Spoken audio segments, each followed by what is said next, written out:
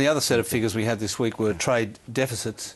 If you just look at this graphic here, you've got China 31.5 billion, Japan 18.6 billion, the United States 124.1 billion, all in deficit. And so things aren't all that great. And then just looking further at China, the other news this week was China's GDP target, according to the government, is 7.5% this year, and that's kind of that. When that came out, that was a bit negative. But what this graph shows that you just saw there was was that the target's never the same as the actual. The target's always below, so it isn't necessarily the same. So, but there is a lot of concern, both here and everywhere else, really, about the Chinese economy and whether it's heading into some sort of slump now, and whether they might even lose control of it, so that the 7.5% isn't below the actual, but actually either on the actual or below or above it.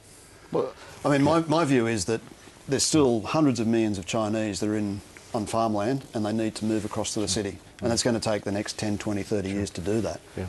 Now, there's going to be bumps along the way, and maybe, you know, we're in a bit of a bump at the moment, but I would have thought the long-term trend is very favourable.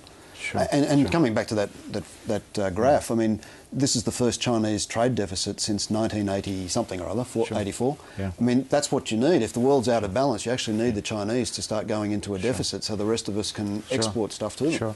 And Mike, I think I agree with what you say, and I think also where China's also starting to change a bit. I think companies like BHP, Rio, these guys were enjoying the fact that metals intensity, everything China was doing needed a lot of steel, and so that was great for iron ore and coal and so forth. That's starting to drop off a little bit. And so the companies like BHP are thinking, wow, if they're using less metal, you know, where do we go from here? Yeah.